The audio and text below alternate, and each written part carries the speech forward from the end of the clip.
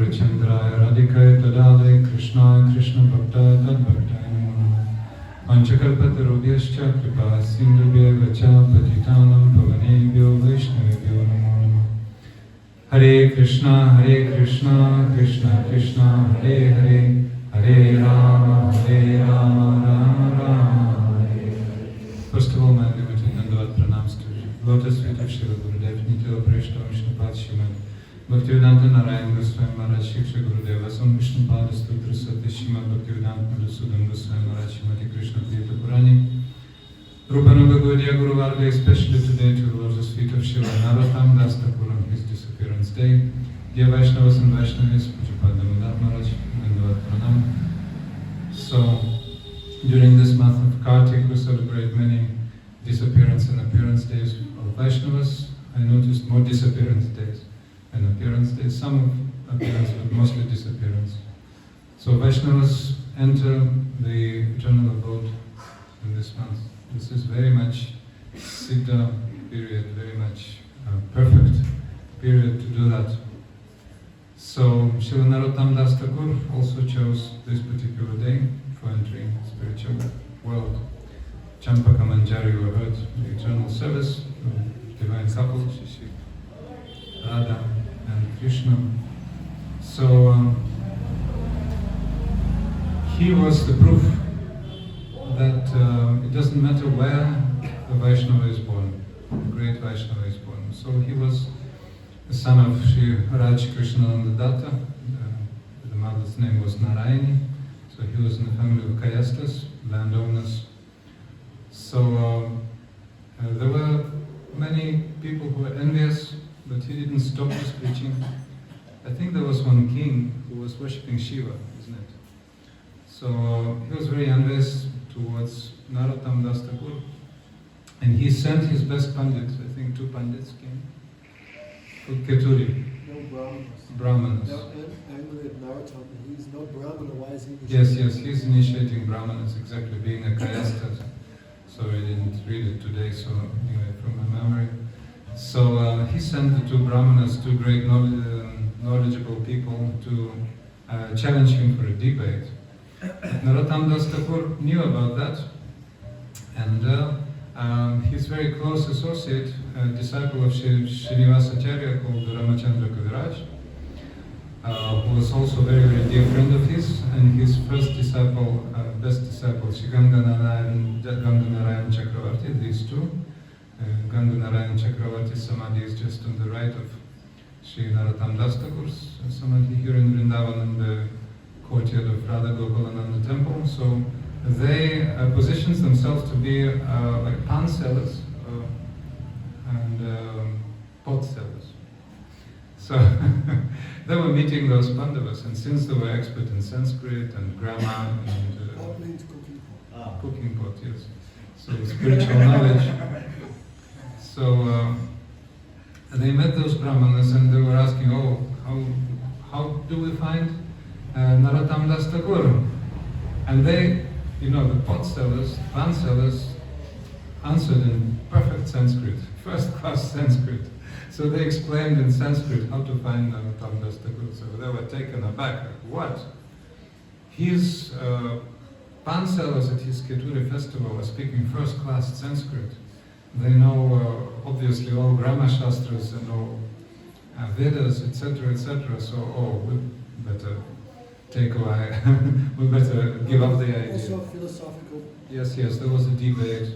Maharaj will tell more, just feeling brief, because I have one special subject from yesterday also, so related to this day. So the glories of Srila Narottam Das Thakur was that we heard from Giridhari Prabhu. We told a lot in brief that Sri Narottam Das Thakur is the recipient of Nityananda Prabhu's mercy. Nityananda Prabhu is one of the Prabhutrayas, so Narottam Das Thakur is Nityananda Shakti, therefore, and Sri Shyamananda Prabhu is Advaita Shakti, and Srinivas is Gaura Shakti. Srinivas is Gaura Shakti, and Shyamananda Prabhu is Advaita Shakti. So they were very, very, very special personalities carrying the Shaktis of Nityananda Prabhu, Gauranga Mahaprabhu and Advaita Prabhu directly. So Mahaprabhu preserved Nityananda's mercy, especially for him when he stopped. After visiting Rupa and Sanatana and Panihati, he continued his journey, and when he approached the river Padma, then he put in all of his dear Nityananda Prabhu's mercy into the waters of Padmavati. He started shouting, Narottam, Narottam. So his associates couldn't understand what that means. Narottam means the best of humankind. So then when Padma River was receiving that mercy, she was asking, how will I recognize that Narottam has come? Your waters will be automatically turbulent. So when Narottam became 12 years of age, he approached that place. He was walking and approached that place by the river Padma, and the river Padma automatically became very turbulent. The waves were going high, and she became so ecstatic. So then, from those waters, all the mercy of Nityananda Prabhu entered Sri Narottam Das Thakur's heart. So these stories are very miraculous, but actually that is supreme truth. The supreme truth is that this parampara, coming from the lotus feet of Lord Nityananda, Shri Gauranga Mahaprabhu, is carrying the unprecedented mercy, unprecedented love, prema. So in our parampara, whatever disciple takes initiation from Shri Guru inserts that same love, that same prema into the heart of the disciple. So very exemplary is his meeting with Srila Lokanath Das Goswami. Already we mentioned, but I want to stress certain points about that. So although he was rejected, although Srila Lokanath Das Goswami was the first Brijbasi, actually his samadhi is also there in the courtyard of the Radha Gokulananda temple, along with Bhugarba Goswami. Bhugarba Goswami's samadhi we visit every morning during Parikrama of Radha Damodara. So they were the two first Brijbasis. They came here even before the six Goswamis. So Lokanath Das Goswami was performing his bhajan, and Lokanath Das Goswami, Narottam Das Thakur had a great conviction. I have to take shelter of him. I have to take shelter of him. If I ever take shelter of anyone, that will be that personality. So he was secretly cleaning his place of ablutions, where he was passing to, purifying himself. So secretly sitting there at midnight, he was cleaning everything, sprinkling with aromatic water, etc. So then Lokanath Das Goswami didn't like that, and he was deliberately staying there at night, trying to see who is that intruder. So finally, at midnight, he caught him red-handed. Hey, who are you? I told you I will not accept any disciples. Why are you violating my order? Oh Gurudev, if you don't accept me, then my life will be finished. I cannot continue without your mercy. Please accept me, please accept me. So finally, Srila Lokanath Das Goswami saw the conviction of the young man, young son of a king actually, of Zamindars, and he accepted Srila Narottam Das Thakur. So he became the one moon. What's the use of so many stars if there can be one moon? So he became one moon, and the great comparison to that is the reception of Srila Gopkishore Das Babaji's mercy by Srila Prabhupada Bhaktisiddhanta Saraswati Thakur. He was rejected how many? 18 times, I think. Finally, he received his mercy. So we are taking that example. Kandiya,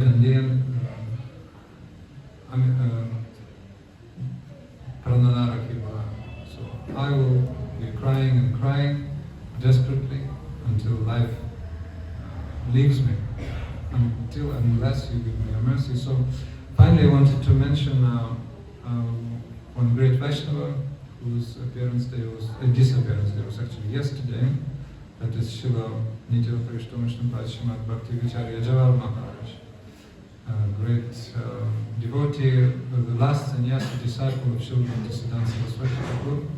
It is said that he was born on Srila Narottam Das Thakur's disappearance tithi, but somehow or other on Shashti he was born. But anyway, today is Saptami, so there's one day difference, maybe it's just this year. So Srila Yajavar Maharaj was born in a Brahmana family. When he was very young, he had an astrologer's prediction. Him and his friend. Oh, you'll have to marry. You cannot escape that. You'll have to marry. The astrologer said. But then when he came to Srila Bhaktisiddhanta Saraswati Prabhupada's presence, he received initiation and name. She Sarveshwar Brahmachari is born, named by birth was Sarveshwar. So he received that name Sarveshwar Brahmachari. So Srila Prabhupada saw his exalted qualities and he wanted to make him sannyasi. And he said, I'm going to give you sannyas. But he said, oh Prabhupada, actually I know your intention, but also my astrologer when I was young, he told me that it's not possible for me to take sannyas and to lead the life of renunciate. So I'm afraid that material desires will attack me and I will not win that fight, with the senses. But Prabhupada said, don't worry, just take shelter of Abhaya Charan Ravinda Krishna, whose lotus feet bestow fearlessness. So therefore, the young brahmachari, Sarveshwar Brahmachari, became fearless, and there was not even a tinge of material desires in his heart by the blessings of Srila Prabhupada Bhaktisiddhanta Saraswati Thakur. So he got sannyas in 1936. There were not so many sannyasis, I think 18 sannyasis of Srila Bhaktisiddhanta Saraswati Prabhupada, given by him directly. So he became very, very prominent preacher. He wrote a poetic commentary on Bhagavad Gita, Sri Bhagavad Gitamrita, where he presented some of his songs, like verses, very nice Bengali verses. And I remember just one episode to finish with. There was one devotee in the mat. You have to tell, when he went back to the astrologer. Oh yeah. You know this story? When he went back to his astrologer, the astrologer looked his hand. Oh yes. Sorry. Yeah, when he came back to astrology, the astrologer noticed that those lines which were like critical disappeared. So we remember. And then the astrologer said, I've heard karma changes by bhajan, now I'm seeing proof. Yes. Astrologer said that I heard that karma changes by bhajan, now I can see the proof. So we remember also the words by Srila Bhaktivedanta Swami or Prabhupada to the devotees that when you clap by singing Hare Krishna Kirtan, then your karma changes, then your lines change. Yeah, so there's another story. There was a devotee in the mat. Everybody clap your hands. Yes, so thank you, Shama. A very nice song, but anyway, we have to go on. So in the temple there was one devotee and he became very sick. Actually, something happened with his fingers. I think one finger. And finger was about to be amputated. So his doctor said that, I'll give you some time, but after a few days, you have to come and we'll put you to hospital and amputate your finger. So he came back. He was actually, I think, disciple of Srila Bhakti Vicharya Yajavar Maharaj. And he said, listen, I think that you have committed some offense, some aparat. So you go to all those devotees, you think you have committed aparat. Can you think who you have offended? And the devotees started thinking, oh yes, I think I've offended one person, but that person is no longer here, he passed away. The person passed away. Then Srila Yajavar Maharaj said, you go to the place of his burial, like his samadhi, where his ashes are there. You go to that place and beg for forgiveness for me. So he went to that place and was crying and chanting the holy name, begging for forgiveness. In a few days, everything became all right with his finger. Everything became completely all right with his finger. He went back to the doctor and the doctor said, listen, what medicine have you been taking? That's a miracle. Your disease is totally gone in a few days. So no need of any amputation. So that's a very, very instructive story for some of us who have something with their fingers. So, and in general devotees. So,